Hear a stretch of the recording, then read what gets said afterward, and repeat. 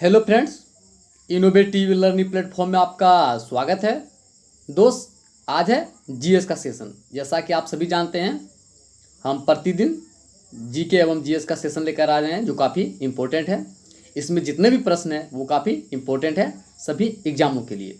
और दोस्त, माफ़ कीजिएगा, कल का वीडियो जो जीएस का था अपलोड नहीं कर पाए थे, तो वही जीएस का सेशन आज फिर से लेकर आए हैं। जैसा कि वो दोस्त मैं आपको बता चुका हूँ कि स्टूडियो के बगल में ही अखंड हो रहा था, जिसके कारण साउंडिंग प्रॉब्लम था, चारों तरफ हलचल मचा हुआ था। तो इसी कारण दोस्त, कल जो जीएस का जो वीडियो था वो अपलोड नहीं कर पाए थे, तो आज लेकर जीएस का ही सेशन लेकर आए हैं। इसमें जितने भी प्रश्न हैं वो काफ़ी इम्पोर्टेंट हैं। तो दोस्त, चलते हैं आज का पहला प्रश्न के साथ। तो दोस्त, जो पहला प्रश्न है, किसी माध्यम के अपवर्तनांक का मान क्या होता है? तो दोस्त, किसी भी माध्यम के जो अपवर्तनांक होता है उसका मान क्या होता है दोस्त? साइन आई बटे साइन आर। क्या होता है दोस्त? साइन आई बटे साइन आर, जिसे आप म्यू बराबर भी कह सकते हैं। म्यू बराबर क्या होता है दोस्त? साइन आई बटे साइन आर। तो किसी माध्यम के जो अपवर्तनांक होते हैं दोस्त, उसका मान क्या होता है? उसका मान होता है साइन आई बटे साइन आर। ठीक है दोस्त, इसका आंसर क्या है? साइन आई बटे साइन आर। ठीक है दोस्त, चलते हैं प्रश्न नंबर 2। लेंस के मात्रक क्या होता है? तो दोस्त, जो लेंस का मात्रक होता है वो होता है डाईऑप्टर। क्या होता है दोस्त? डाईऑप्टर। यहाँ पर डाईऑप्टर होना चाहिए दोस्त, डाईऑप्टर,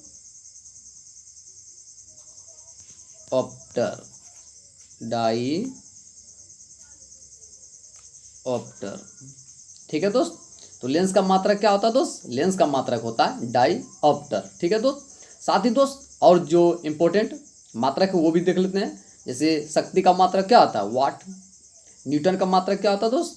न्यूटन का जो मात्रक होता है वो होता है बल का मात्रक, माफ कीजिएगा, बल का मात्रक होता है न्यूटन। साथ ही विभवांतर का मात्रक क्या होता है? वोल्ट। दाव का जो मात्रक होता है वो क्या होता है दोस्त? वो होता है पास्कल। साथ ही साथ जो त्वरण का मात्रक होता है मीटर सेकंड स्क्वायर। तो आप ध्यान रखिएगा, जो भी मात्रक है वो काफ़ी इंपॉर्टेंट होते हैं और ऐसे सवाल अक्सर एग्जाम में आते हैं। तो जितने भी मात्रक है उन्हें आप अच्छी तरह से याद कर लीजिएगा। ठीक है दोस्त, इसका आंसर क्या है? डाईऑप्टर। ठीक है दोस्त, देखते हैं प्रश्न नंबर 3। कौन सी दर्पण में बड़ा और वास्तविक प्रतिबिंब बनता है? तो दोस्त, अवतल दर्पण, जो अवतल दर्पण होते हैं उसमें बड़ा और वास्तविक प्रतिबिंब बनता है। साथ ही दोस्त, उत्तल दो जो दर्पण होते हैं, उत्तल दर्पण में किस प्रकार के प्रतिबिंब बनते हैं? बड़ा और आभासी। किस प्रकार के दोस्त? बड़ा और आभासी बनते हैं। तो अब ध्यान रखिएगा। साथ ही दोस्त, अवतल दर्पण का जो प्रयोग होता है कहाँ होता है? तो दोस्त, जो हजामत करने में, जो नाई हजामत जो करते हैं उसमें, जो घरों में जो उपयोग करते हैं दर्पण, वो कौन सा दर्पण होता है दोस्त? वो होता है अवतल दर्पण। हजामत करने में जिस दर्पण का प्रयोग होता है वो कौन सा दर्पण होता है दोस्त? वो होता है अवतल दर्पण। तो ध्यान रखिएगा दोस्त, इसका आंसर क्या है? अवतल दर्पण। ठीक है दोस्त, चलते हैं प्रश्न नंबर 4। एक गोलीय दर्पण की वक्रता त्रिज्या यदि 28 सेंटीमीटर हो तो उसकी फोकस दूरी क्या होगी? तो दोस्त, फोकस दूरी बराबर सूत्र होता है, क्या होता है दोस्त? फोकस दूरी बराबर F बराबर होता है R/2। क्या होता है दोस्त? R/2। तो इसका देखिए, तो R/2 होता है, तो R कितना दिया हुआ आपका? 28 दिया हुआ है। तो यदि 28 में आप 2 से अगर भाग दे दें तो कितना आएगा? 14 आएगा दोस्त, 14। तो इसका आंसर क्या होगा दोस्त? 14। तो गोलीय दर्पण की जो वक्रता त्रिज्या यदि 28 सेंटीमीटर हो तो फोकस दूरी क्या होगी? 14। फोकस दूरी बराबर क्या होता है? R/2। तो इसका आंसर क्या है दोस्त? इसका आंसर आपको हो जाएगा 14। ठीक है दोस्त, चलते हैं प्रश्न नंबर 5। एक उत्तल लेंस की फोकस दूरी, एक उत्तल लेंस की फोकस दूरी। हाँ तो दोस्त, 5 नंबर क्वेश्चन क्या था? एक उत्तल लेंस की फोकस दूरी 20 सेंटीमीटर हो तो लेंस की क्षमता क्या होगी? तो दोस्त, जो लेंस की क्षमता होगी वो क्या होगी? 5 डाईऑप्टर। ध्यान रखिएगा दोस्त, उत्तल लेंस की अगर बात की जाए तो इसमें प्लस में होता है, और यदि अवतल लेंस रहे तो क्या होगा? माइनस में। क्या होगा दोस्त? माइनस में। तो यहाँ पूछा उत्तल लेंस, तो एक उत्तल लेंस की फोकस दूरी यदि 20 सेंटीमीटर हो तो लेंस की क्षमता क्या होगी दोस्त, लेंस की जो क्षमता होगी वो होगी +5 डाईऑप्टर। ठीक है दोस्त। तो दोस्त इसका जो सूत्र होता है निकालने का वो क्या होता है दोस्त, सूत्र होता है निकालने का वो होता है P बराबर 1/f। क्या होता है दोस्त, P बराबर 1/f। तो F दिखा आपको कितना दिया हुआ है, F आपका दिया हुआ है 1/20 दिया हुआ है।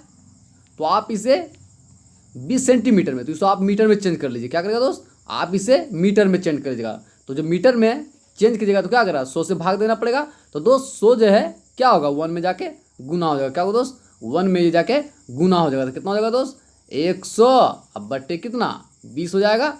जब काटिएगा तो कितना आएगा, आएगा 5। तो इसी कारण दोस्त एक उत्तल लेंस की फोकस दूरी यदि 20 सेंटीमीटर हो तो लेंस की क्षमता क्या होगी दोस्त, +5 डाईऑप्टर। क्या होगा दोस्त, +5 डाईऑप्टर। क्यों दोस्त, क्योंकि उत्तल लेंस में प्लस का मान होता है और अवतल लेंस में माइनस। यदि यहाँ पर यदि आपका अवतल लेंस रहता तो इसका आंसर क्या होता, -5 डाईऑप्टर।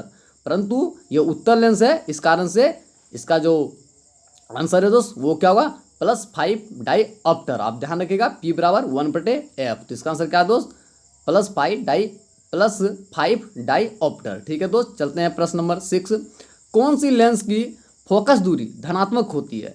तो दोस्त जो लेंस की फोकस दूरी धनात्मक होती है वो होती है दोस्त उत्तल लेंस। कौन सा दोस्त, उत्तल लेंस। माफ कीजिए दोस्त, यहाँ पर उत्तल लेंस होना चाहिए, लेंस लिख दिया है, यहाँ उत्तल लेंस होना चाहिए। थोड़ा सा कंफर्ट कीजिएगा दोस्त, उत्तल लेंस इसका होना चाहिए दोस्त, उत्तल लेंस होना चाहिए था, उत्तल लेंस। यहाँ उत्तल लिखना भूल गए होंगे, मिसप्रिंट है दोस्त, टाइपिंग में थोड़ा मिस्टेक हो गया, माफ़ कीजिएगा। यहाँ जो होगा दोस्त, एक कौन सी लेंस की फोकस दूरी धनात्मक होती है। तो जिसे दोस्त 5 नंबर हम प्रश्न में बता चुके हैं। यदि उत्तल लेंस की बात हो तो प्लस में रहेंगे, और अगर बात की जाए अवतल लेंस तो उसमें माइनस में होता है। तो यहाँ पूछी है कि धनात्मक, तो धनात्मक कौन सा होगा दोस्त, उत्तल लेंस। तो इसका आंसर होना चाहिए दोस्त क्या, उत्तल लेंस। यहाँ उत्तल लेंस होगा। ठीक है दोस्त। चलते हैं दोस्त प्रश्न नंबर 7। सर्वप्रथम सूर्य का स्पेक्ट्रम प्राप्त करने के लिए कांच के प्रिज्म का उपयोग किसने किया। तो दोस्त सर्वप्रथम जो सूर्य का स्पेक्ट्रम होता है उसे प्राप्त करने के लिए सर्वप्रथम जो कांच का प्रयोग किया है प्रिज्म के रूप में, वो किसने किया दोस्त, न्यूटन। जो न्यूटन थे उन्होंने सर्वप्रथम ही सूर्य का स्पेक्ट्रम प्राप्त करने के लिए कांच के प्रिज्म का प्रयोग किया था। तो अब ध्यान रखिएगा दोस्त, न्यूटन, जैसे कि आप न्यूटन के बारे में पढ़ते ही होंगे। ठीक है दोस्त। इनके 3 नियम है, तो ध्यान रखिएगा। न्यूटन का प्रथम नियम, न्यूटन का द्वितीय नियम और न्यूटन का तृतीय नियम, जो काफ़ी इंपॉर्टेंट होते हैं और ये अक्सर एग्जाम में यहाँ से सवाल आता है। तो अब ध्यान रखिएगा, जो सर्वप्रथम सूर्य का स्पेक्ट्रम प्राप्त करने के लिए कांच का जो प्रयोग किया था वो किसने किया था, न्यूटन ने। ठीक है दोस्त। चलते हैं प्रश्न नंबर 8। 1 किलोवाट घंटा किसके बराबर होता है। तो दोस्त 1 किलोवाट घंटा जो बराबर होता है वो होता है 3.6 गुना 10⁻6 जूल के बराबर। किसके बराबर दोस्त, 3.6 गुना 10⁻6 जूल के बराबर। आप ध्यान रखिएगा 1 किलोवाट घंटा किसके बराबर होता है दोस्त, 3.6 गुना 10⁻6 जूल। तो इसका आंसर क्या है दोस्त, इसका आंसर हो जाएगा 3.6 गुना 10⁻6 जूल। ठीक है दोस्त। चलते हैं प्रश्न नंबर 9। चुंबक द्वारा धारावाही चालक पर लगाए गए बल की दिशा ज्ञात की जाती है किस नियम के द्वारा। तो दोस्त चुंबक द्वारा जो धारावाही चालक रहते हैं उस पर जो बल लगाया जाता है या बल की दिशा जो ज्ञात की जाती है वो किस नियम के द्वारा ज्ञात की जाती है दोस्त, ये ज्ञात किया जाता है फ्लेमिंग के बाम हस्त नियम के द्वारा। किसके द्वारा दोस्त, फ्लेमिंग के बाम हस्त नियम के द्वारा। तो अब ध्यान रखिएगा, चुंबक द्वारा धारावाही चालक पर लगाए गए बल की दिशा ज्ञात की जाती है किस नियम के द्वारा, फ्लेमिंग के बाय हस्त नियम के द्वारा। तो आप ध्यान रखिएगा दोस्त, इसका आंसर हो जाएगा फ्लेमिंग के बाय हस्त नियम के द्वारा। ठीक है दोस्त। चलते हैं प्रश्न नंबर 10। किसी एक छड़ चुंबक के अंदर चुंबकीय क्षेत्र रेखाओं की दिशा कैसी होती है। तो दोस्त किसी भी एक छड़ चुंबक है उसके अंदर जो चुंबकीय क्षेत्र की रेखा होती है वो किस प्रकार की होती है, ध्रुव से दक्षिण ध्रुव की ओर। माफ कीजिए दोस्त, यहाँ पर होना चाहिए उत्तर ध्रुव, स्प्रिट है, उत्तर ध्रुव होना चाहिए। उत्तर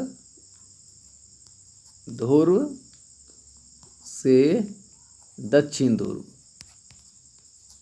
क्या होगा दोस्त? उत्तर ध्रुव से दक्षिण ध्रुव किसी भी छड़ के चुंबक के अंदर चुंबकीय क्षेत्र की जो रेखा होती है उसकी दिशा कैसी होती है? उत्तर से दक्षिण ध्रुव। तो अब ध्यान रखिएगा दोस्त, इसका आंसर होगा उत्तर से दक्षिण ध्रुव। ठीक है दोस्त, देखते हैं प्रश्न नंबर 11। लोहे से जिंक को लेपित करने की प्रक्रिया क्या कहलाती है?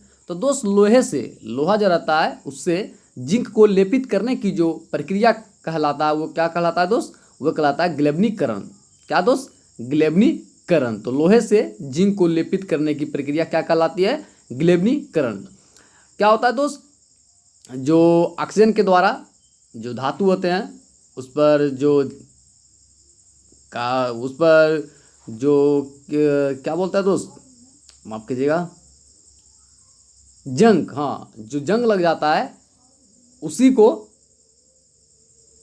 उसी से बचने के लिए लोहे पर जिंक की परत चढ़ाई जाती है, जिसे हम क्या कहते हैं? गैल्वनीकरण। क्या कहते हैं दोस्त? गैल्वनी। हाँ, तो मैं बता रहा था दोस्त कि जो लोहे को जंग से बचाने के लिए लोहे पर जिंक की परत चढ़ाई जाती है, जिस प्रक्रिया को हम गैल्वनीकरण कहते हैं। तो इसका आंसर क्या है दोस्त? गैल्वनीकरण। ठीक है दोस्त, चलते हैं प्रश्न नंबर 12। किसी यौगिक से रासायनिक अभिक्रिया में हाइड्रोजन का हटना क्या कहलाता है? तो दोस्त जैसा कि हम बता चुके हैं पिछले जो सेशन लेकर आए थे जीएस में, उसमें हम बता चुके हैं कि यदि ऑक्सीजन का योग हो तो उसे हम कहेंगे उपचयन। क्या दोस्त? यदि आप ऑक्सीजन का योग करें, जोड़ें, तो उसे हम कहते हैं उपचयन। परंतु यदि किसी यौगिक से रासायनिक अभिक्रिया में हाइड्रोजन का हटना, यदि आप हाइड्रोजन को हटा रहे हैं तो उसे बोलते हैं अपचयन अभिक्रिया। क्या दोस्त? अपचयन अभिक्रिया कहते हैं। तो ध्यान रखिएगा, यदि आप ऑक्सीजन को ऐड करें तो बोलेंगे उपचयन अभिक्रिया, परंतु यदि हाइड्रोजन को आप हटा दें तो उससे बोलेंगे अपचयन अभिक्रिया। तो इसका आंसर क्या है दोस्त? अपचयन अभिक्रिया। ठीक है दोस्त, चलते हैं प्रश्न नंबर 13। वायुरोधी बर्तन में खाद्य सामग्री रखने से उपचयन की गति क्या हो जाती है? तो दोस्त जो वायुरोधी बर्तन होते हैं उसमें यदि आप खाद्य सामग्री, खाने वाले पदार्थों को रखें तो उपचयन की जो गति होती है वो क्या होती है? धीमी हो जाती है। क्या होती है दोस्त? धीमी हो जाती है, मंद हो जाती है। तो अब ध्यान रखिएगा, वायुरोधी बर्तनों में खाद्य सामग्री रखने से उपचयन की गति क्या होती है दोस्त? धीमी हो जाती है। तो आप ध्यान रखिएगा, इसका आंसर क्या होगा दोस्त? धीमी। ठीक है दोस्त, चलते हैं प्रश्न नंबर 14। अपच का उपचार करने के लिए किस औषधि का उपयोग किया जाता है? तो दोस्त जैसा कि आप अधिक खाना खा लें या अम्लिक चीज़ें खा लें तो क्या होता है? अपच हो जाता है, जिससे वोमिटिंग होने लगता है और बहुत सारे बीमारियां उत्पन्न होने लगती है। तो अपच का उपचार करने के लिए जिस औषधि का उपयोग होता है उसे बोलते हैं एंटासिड। क्या बोलते हैं दोस्त? एंटासिड। एंटासिड का अर्थ हुआ है कि अम्ल की जो मात्रा अधिक बढ़ जाती है तो उसे खंडित करना, काटना। ठीक है दोस्त, तो अपच का उपचार करने के लिए किस औषधि का उपयोग होता है? एंटासिड, जिसे हम कहते हैं एंटासिड। ठीक है दोस्त, इसका आंसर क्या है? एंटासिड। ठीक है दोस्त, देखते हैं प्रश्न नंबर 15। बेकिंग पाउडर का अनुसूत्र क्या होता है? तो दोस्त जो बेकिंग पाउडर, खाने वाले सोडे का, बेकिंग पाउडर किसे बोलते हैं? खाने वाले सोडे। तो इसका जो अनुसूत्र होता है दोस्त वो क्या होता है? NaHCO3। क्या होता है दोस्त? NaHCO3, बेकिंग पाउडर का, खाने वाले सोडा का। और साथ ही दोस्त ध्यान रखिएगा, जो धोने वाला सोडा होता है उसका सूत्र क्या होता है दोस्त? उसका जो सूत्र होता है वो होता है Na2CO3H2O। क्या होता है दोस्त? H2O। ध्यान रखिएगा, यदि आपसे पूछे बेकिंग पाउडर का अनुसूत्र तो NaHCO3, परंतु यदि आपसे पूछे धोने वाला सोडा का सूत्र क्या होता है तो Na2CO3H2। क्या होता है दोस्त? H2। तो अब ध्यान रखिएगा दोस्त, इसका आंसर क्या होगा? NaHCO3। ठीक है दोस्त, चलते हैं प्रश्न नंबर 16। ऑक्जेलिक अम्ल किसमें पाया जाता है? तो दोस्त ऑक्जेलिक जो अम्ल रहता है वो पाया जाता है टमाटर में। किसमें दोस्त? टमाटर में। ठीक है दोस्त, और बहुत सारे जो अम्ल होते हैं, जैसे कि हमारे आंत में, हमारे जो शरीर में कौन सा अम्ल पाया जाता है? तो हाइड्रोक्लोरिक अम्ल, जो पाचन की अभिक्रिया को संपूर्ण करती है। तो ध्यान रखिएगा दोस्त, हमारे शरीर में कौन सा अम्ल पाया जाता है दोस्त, वो पाया जाता है हाइड्रोक्लोरिक अम्ल HCl। साथ ही दोस्त सिरका में कौन सा अम्ल होता है दोस्त, सिरका में एसिटिक अम्ल होता है। कौन सा दोस्त, एसिटिक अम्ल। साथ ही दोस्त जो चींटी होते हैं, जो चींटी को काटने पर जो चुभन होती है उसमें कौन सी अम्ल होती है, उसमें होती है फॉर्मिक अम्ल। क्या दोस्त, फॉर्मिक अम्ल। तो ध्यान रखिएगा दोस्त। साथ ही साथ सेब में मोलिक अम्ल होते हैं। तो उसी तरह टमाटर में क्या होता है दोस्त, टमाटर में होता है ऑक्जेलिक अम्ल। साथ ही साथ इमली जो होते हैं, इमली में कौन सा अम्ल होता है, इंग्लिश में होता है इमली, नींबू इत्यादि में होते हैं सिट्रिक अम्ल। अंगूर में होते हैं टार्टरिक अम्ल। तो ये सब ध्यान रखिएगा, जितने भी अम्ल हैं ये अक्सर एग्जाम में पूछे जाते हैं। साथ ही दोस्त अम्ल का जो pH मान होता है वो हमेशा 7 से कम होता है। क्या होता है दोस्त, 7 से कम होता है। और जो क्षारीय होते हैं, क्षारीय पदार्थ, उसका जो pH मान होता है वो हमेशा 7 से अधिक होता है। क्या होता है दोस्त, 7 से अधिक। और साथ ही साथ जो उदासीन होते हैं, जैसे कि जल क्या है, उदासीन पदार्थ है, इसका जो pH मान होता है वो क्या होता है, 7 होता है। तो ध्यान रखिएगा, अम्ल का 7 से कम, क्षारीय का 7 से अधिक, और जो उदासीन होते हैं उसका 7, पूरी 7। तो ध्यान रखिएगा दोस्त, इसका आंसर क्या है, इसका आंसर आपको जाएगा टमाटर। ठीक है दोस्त, चलते हैं प्रश्न नंबर 17। सीसा और टीना की मिश्र धातु को क्या कहते हैं। तो दोस्त सीसा और टीना की जो मिश्र धातु होती है उसे क्या कहते हैं, उसे कहते हैं सोल्डर। क्या कहते हैं दोस्त, सोल्डर। जो आप घरों में तार जो सर्किट से टूट जाने पर जो उसका कनेक्शन करते हैं, जोड़ते हैं, उसे ही सोल्डर कहते हैं, जैसा कि आप जानते हैं दोस्त। तो सीसा और टीना की जो मिश्र धातु होती है उसे क्या कहते हैं दोस्त, उसे कहते हैं सोल्डर। तो सोल्डर का मिश्रण, जो सोल्डर किससे बनाया होता है दोस्त, तो जो बना होता है ये होता है सीसा और टीना के मिश्रण से।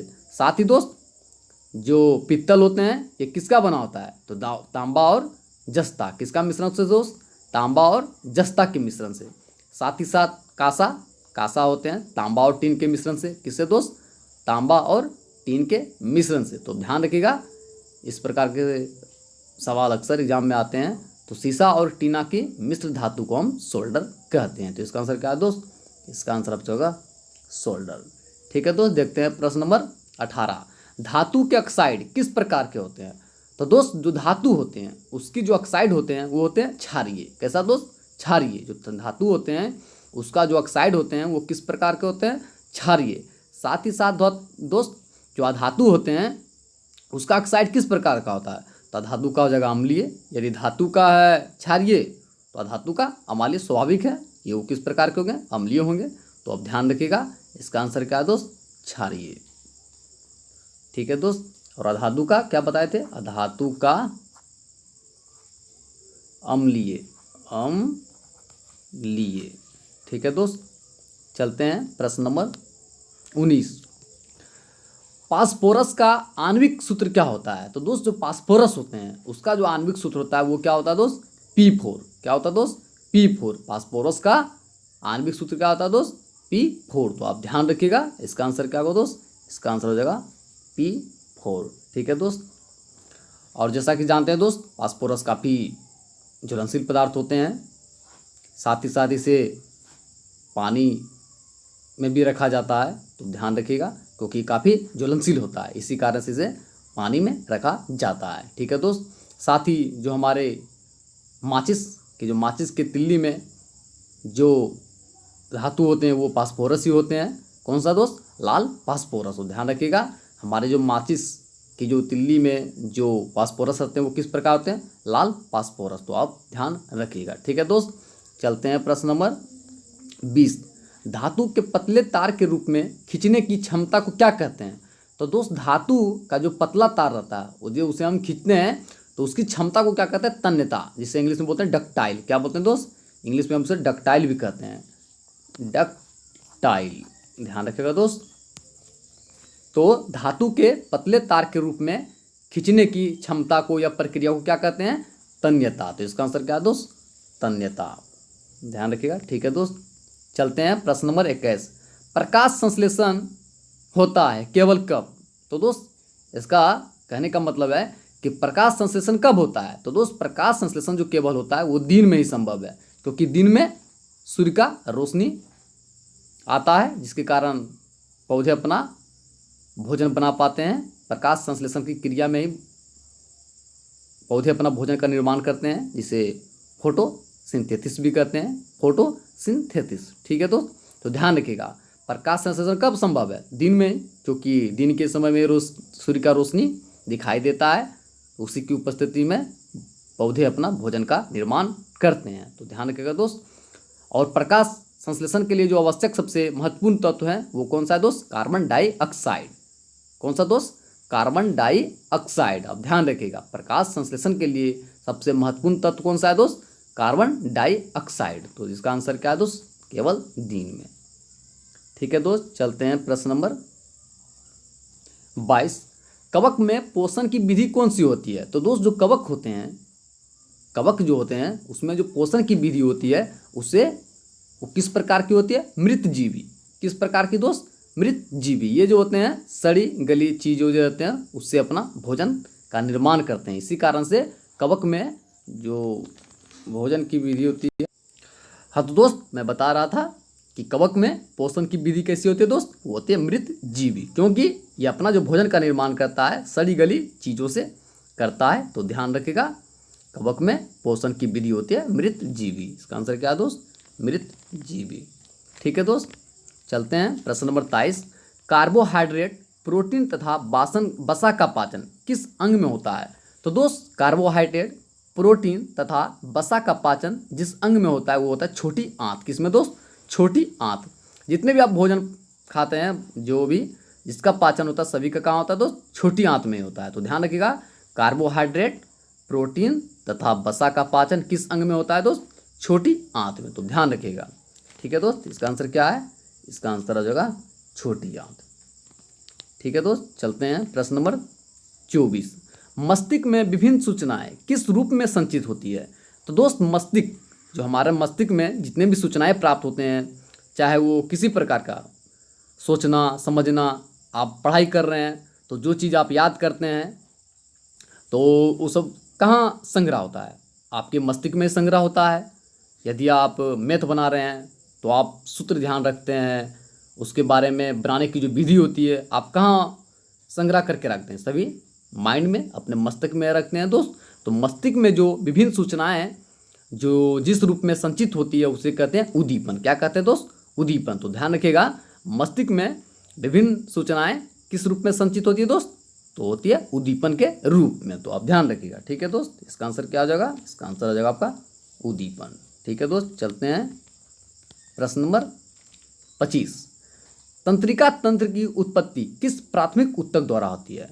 तो दोस्त तंत्रिका तंत्र की उत्पत्ति जो होती है जिस प्राथमिक ऊतक के द्वारा, उसे हम कहते हैं एंडोडर्म। क्या दोस्त? एंडोडर्म। एंडोडर्म के ही द्वारा तंत्रिका तंत्र की उत्पत्ति होती है। तो ध्यान रखिएगा दोस्त, तंत्रिका तंत्र की उत्पत्ति किस प्राथमिक ऊतक के द्वारा होती है दोस्त? तो उसे हम कहते हैं एंडोडर्म। तो इसका आंसर क्या दोस्त? एंडोडर्म। ठीक है दोस्त, चलते हैं प्रश्न नंबर 26। दही को जमने में कौन सी क्रिया आवश्यक होती है? तो दोस्त दही को जमने में जिस क्रिया की आवश्यकता होती है उसे बोलते हैं किण्वन। क्या बोलते हैं दोस्त? किण्वन। दही को जमने में कौन सी क्रिया की आवश्यकता होती है? किण्वन। तो ध्यान रखिएगा दोस्त, जितने एल्कोहल बनाने में भी जिस विधि का प्रयोग होते हैं वो किण्वन ही होते हैं। साथ ही दोस्त दही को दूध में जमना, जो आप दूध से दही जमाते हैं तो इसमें कौन सा जीवाणु उपयोग होता है? ये सवाल कई बार एग्जाम में आ चुके हैं। तो ध्यान रखिएगा जिस जीवाणु का उपयोग होते हैं उसे क्या बोलते हैं? लैक्टोबैसिलस। क्या दोस्त? लैक्टोबैसिलस। आपसे कभी पूछ दे या यदि आपसे दोबारा एग्जाम में आ जाए कि दूध से दही जो जमता है उसमें किस जीवाणु का उपयोग होता है, तो वो कौन सा है दोस्त? लैक्टोबैसिलस। तो आप ध्यान रखिएगा। तो इसका आंसर क्या है दोस्त? किण्वन। ठीक है दोस्त, देखते हैं प्रश्न नंबर 27। तिलचट्टा में कितने जोड़े श्वास रंध्र पाए जाते हैं? तो दोस्त तिलचट्टा, जो तिलचट्टा होते हैं उसमें कितने जोड़े श्वास रंध्र पाए जाते हैं दोस्त? 10। अब जो तिलचट्टा होते हैं उसमें जो श्वास रंध्र का जो जोड़ा पाया जाता है कुल कितने होते हैं? 10। तो अब ध्यान रखिएगा दोस्त, इसका आंसर क्या है? 10। ठीक है दोस्त, चलते हैं प्रश्न नंबर 28। कौन सी ग्रंथि अंतःस्रावी और ब्रह्मस्रावी दोनों का कार्य करती है? तो दोस्त अग्नाशय। अग्नाशय एक ग्रंथि है जो अंतःस्रावी और ब्रह्मस्रावी दोनों का कार्य करती है। अब ध्यान रखिएगा दोस्त, अग्नाशय। ठीक है दोस्त। और बताना चाहता हूँ दोस्त कि जो शरीर की सबसे छोटी ग्रंथि है वो कौन सी है? पीयूष ग्रंथि, जिसे आप मास्टर ग्लैंड भी कहते हैं। तो ध्यान रखिएगा, छोटी ग्रंथि मास्टर ग्रंथि। ठीक है दोस्त। तो इसका आंसर क्या दोस्त? अग्नाशय। ठीक है दोस्त, चलते हैं प्रश्न नंबर 29। कौन सी अंतःस्रावी ग्रंथि वृक्क के दोनों ओर उपस्थित होती हैं? तो दोस्त एड्रिनल, इसे बोलते हैं आप अधिवृक्क भी ग्रंथि बोलते हैं। तो अंतःस्रावी ग्रंथि जो वृक्क के दोनों ओर उपस्थित होती है वो कौन सा ग्रंथि है दोस्त? एड्रिनल। एड्रिनल ग्रंथि जो वृक्क के दोनों ओर उपस्थित होते हैं।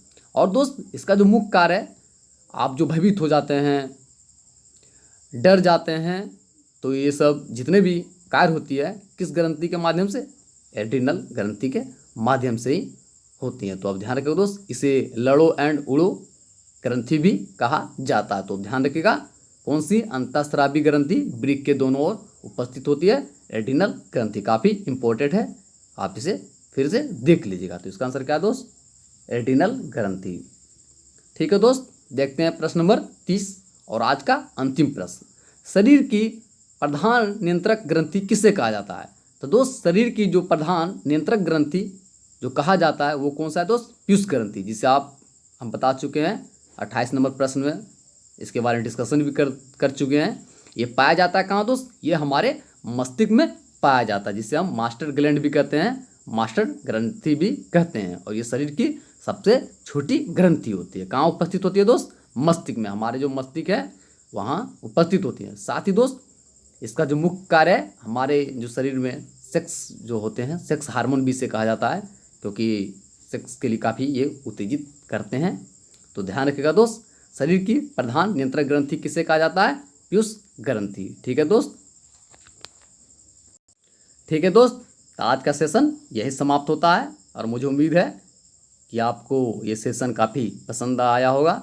ठीक है दोस्त, जिस प्रकार से 30 प्रश्नों का जीके एवं जीएस का सेशन लेकर आ रहे हैं, जितने भी प्रश्न हैं इसमें काफ़ी इंपॉर्टेंट, चाहे वो जीके का हो या जीएस का हो। और दोस्त कल का वीडियो मैं तो बता चुका हूँ कि अपलोड नहीं हुआ था।